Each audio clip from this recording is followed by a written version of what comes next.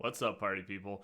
Today I actually have another Dekaron Korea video for you. This isn't something that I usually do, but they did just release kind of a roadmap or a video kind of talking about what their plans are for 2022. And since we usually end up eventually getting whatever they get, on the global server, I thought it would be a topic that would be worth covering. So it's good to note that they're talking about 2022. However, I would look at a lot of these items and say, well, realistically for us, it might be more like a 2023 thing. But nevertheless, I think it will be fun to cover it. And there are some kind of interesting reveals that I thought you guys would enjoy. So yeah, let's get this party started. Okay, so to start things off, they did this little video stream. There isn't really a text thing anywhere, so that makes it a little bit hard to do the translations, but we did make that happen. This is the video. Basically, they go through the video and they talk. I'll put a link to this video in the description if you guys want to watch it. You can watch it with the captions on, auto-generated in English, and it is kind of comprehensible.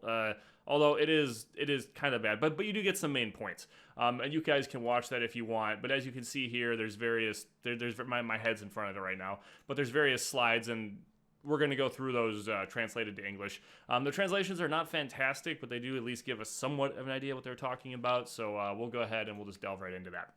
Okay, slide number one. If I have no idea what they're talking about with the translation, honestly, I'm probably just not even going to talk about it. Like improved bounce, no idea. Rack phenomenon doesn't make any sense. But as you can see here, continuous balance patch. Ah, yes, that I understand. So they'll continue to balance classes, which is good, and they're going to continue to improve existing dungeons and fields. This is something that has actually already been happening in Korea a ton. We have just not been getting very much of it on the global server. We've gotten a couple dungeon revamps. I haven't really covered them just because they haven't been very notable, but the Norak Secret Arena got reworked. It gives more experience now. There's also some other drops, and they also have been reworking the Infinite Battle dungeons as well to improve the experience and give some drops. However, for people who play the game, like more endgame players, it's not really notable. And the truth is it's so easy to level now with Arcadia that a lot of those earlier dungeons just aren't even relevant anymore. But they have been getting reworked, and they're going to continue to do so. Yeah, so let's move on to... hold on. Let's move on to the next thing here. I got to get my screen ready. Okay, world chat. This is actually kind of an interesting topic, and the idea here is that they would be able to chat between all worlds, or I'm assuming all servers freely. That would actually be kind of insane. Like, so basically you would have like your match chat for, the normal server that you're on, let's say Trieste. And then, you want to talk to your buddies on Helion, so you go over to like world chat, and then there's like going to be this open world chat between Trieste and Helion. That would actually be kind of interesting. Although I would imagine that it would look very similar to what the Dekaron Discord looks like, and just be a bunch of people talking crap to each other all day. But you know what? It's a little entertaining, right? So why not? Anyway, very interesting idea. If they have that capability, that would be cool. Although I think, at least in the global server, a lot of us are kind of just hoping that at this point, they just merge the servers, because both servers have pretty low populations. They're going to revamp the party system. I actually found this really interesting. I actually did watch the entire video and read the subtitles, so I might know a little more than what's on the screen, and if I do, I'll mention those things. What's really interesting about this is basically, you know how... you go from your normal channel to a DK server, right? You lose your party. If they revamp it the way that they want to, or what they were talking about, you'd be able to switch between the normal server and the DK server and still be within your party. Even to the point where when you're not online, you can still stay in the party. So let's say you DC, you don't automatically lose your spot in the party. It just means that, it'll show you as offline, and then you would log back in and they'd be like, oh, that'd be great. I don't know about you guys, but like if I'm running like the 190 dungeon in Dravis and like UDC, you're like, man, I really hope that they hold on to my party spot, right? Like, how are they going to know I DC'd and didn't just log off? This way they would see that you actually just logged off. Well, it'd be easier for them to see that you didn't just leave, right?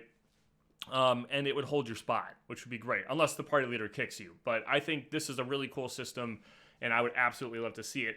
The other thing that I think could be really interesting is if you could invite players to your party from like the match chat or something, right? So if you're like, hey, I need more people for the 190 dungeon, and someone PMs you, normally you can't add them until they're there.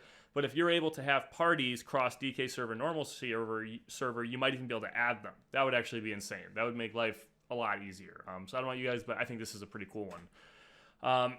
Good supplies. I don't really understand this one, I'm going to be honest with you.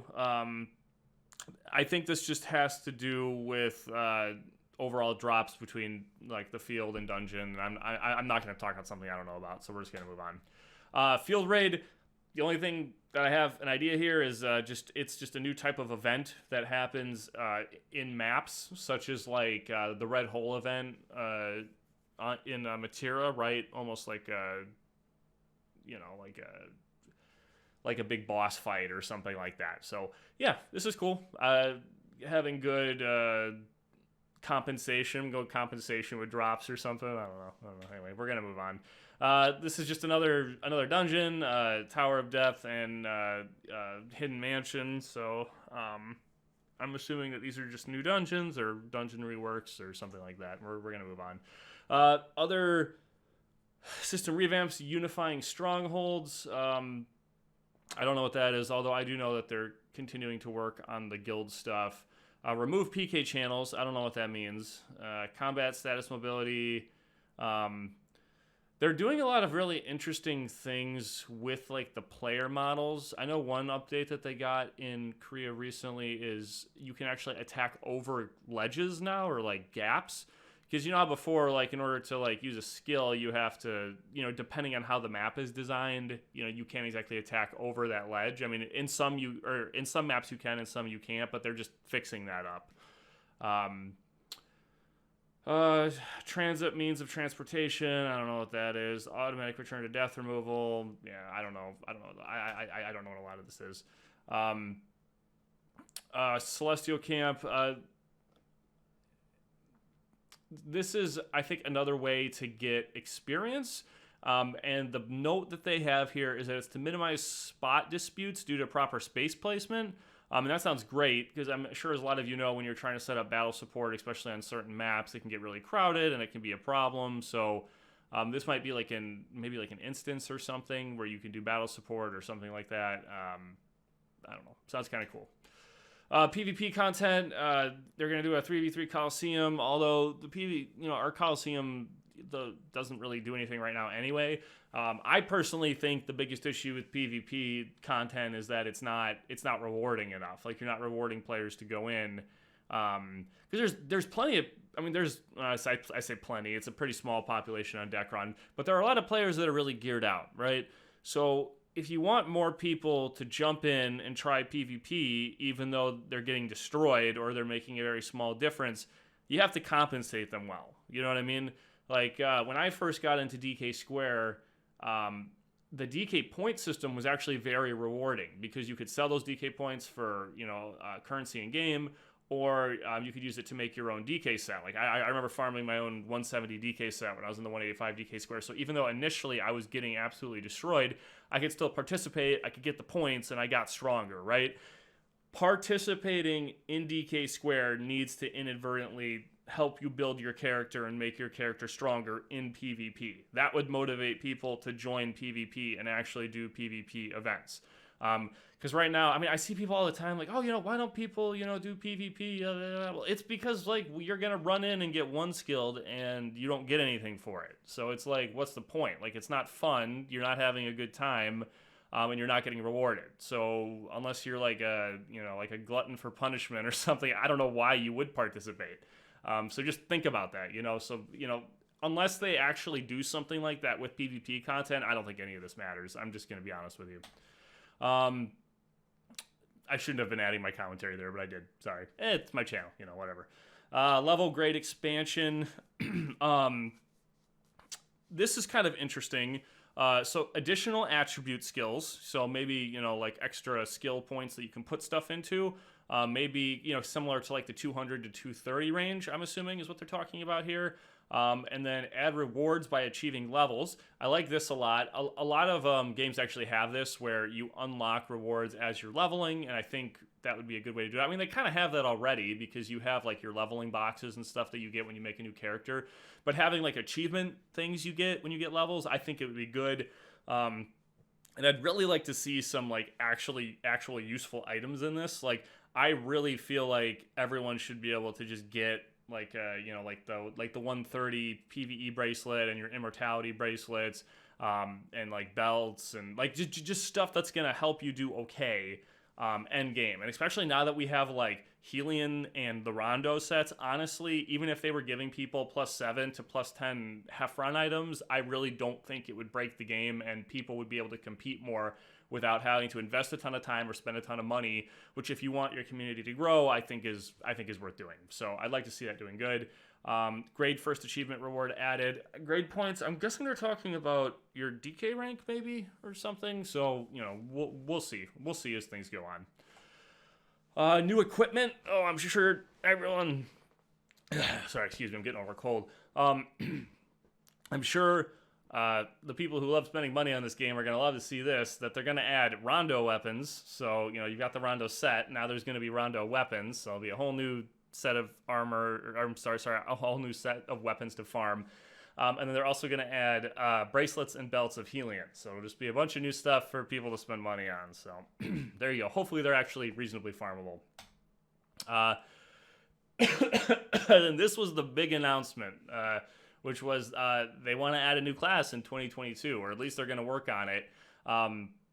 When he was talking, I took a couple snippets here of the bad translation. Basically, we're planning to add a new class and a Loken man. That's the translation. I'm still planning on this.